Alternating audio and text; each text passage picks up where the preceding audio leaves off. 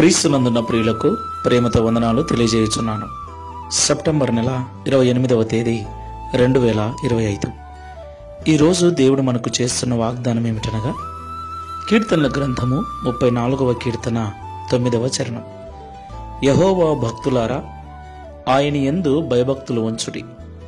ఆయన యందు భయభక్తులు ఉంచు వానికి ఏమీయూ కొదువలేదు. ఆమెన్. నా ప్రియమైన సహోదరి సహోదరులారా, దేవుణ్ణి ఆరాధిస్తున్న మనమందరం, దేవునికి భక్తి చేస్తున్న మనమందరం దేవుని యందు భయము కూడా కలిగి ఉండటం చాలా అవసరం. ఈనాడు చాలా మంది భక్తి చేస్తున్నారు, కానీ దేవునికి భయపడటం లేదు.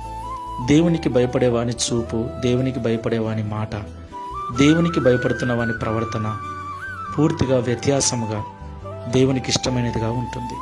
ఈ లోకంలో దేవునికి ఎవరైతే భయపడుతూ భక్తి చేస్తూ ఉంటారో వారికి దేవుడు ఏమీ తక్కువ చేయకుండా సమృద్ధి చేత నింపుతానని వాగ్దానం చేస్తున్నాడు. కాబట్టి మాటలు వింటున్న ప్రియ సహోదరి సహోదరుడా, దేవుని వలన అనేకమైన వాటిని పొందుకోవాలని ఉపవాసాలుంటూ కన్నీటి ప్రార్థనలతో విజ్ఞాపనలు చేస్తూ దేవుని సన్నిధిలో గోజాడుతున్నావా? దేవుడు నీ ప్రార్థన వినాలి, నువ్వు అడిగిన వాటిని అనుగ్రహించాలి అంటే భక్తితో పాటు దేవుని యందు భయము కూడా కలిగి జీవించు. అప్పుడు తప్పకుండా దేవుడు సమృద్ధితో నిన్ను నింపుతాడు. ప్రార్థన చేసుకుందాం. ప్రేమ స్వరూపుడా, పరిశుద్ధుడా, మీకు వందనాలు చెల్లిస్తున్నాం. ఉదయకాల సమయంలో మాతో మీరు మాట్లాడిన ప్రతి మాటను బట్టి స్తోత్రములు. నిజమే తండ్రి, చిన్నపిల్లలు మొదలుకొని వృద్ధుల వరకు అనేకులు నీ యందు అమితమైన భక్తి కలిగి ఉన్నారు.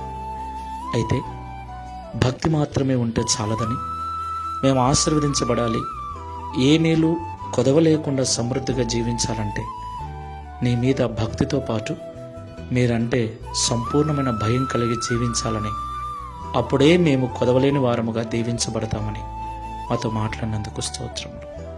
ఈ ప్రార్థనలో ఏకీభవిస్తున్న మేమందరము కూడా ఇక మీదట నీ యందు భక్తితో పాటు మీరంటే భయపడుచు మా ప్రవర్తన యందు జాగ్రత్త కలిగి పరిశుద్ధమైన జీవితాన్ని జీవించినట్లు సహాయం చేయమని, తద్వారా ఈ దిన వాగ్దానమును మా అందరి జీవితాన్ని నెరవేర్చి మీ నామమును మహిమపరచుకునమని యేసు నామములో ప్రార్థిస్తున్నాము తండ్రి. ఆమేన్. Praise the Lord. God bless you.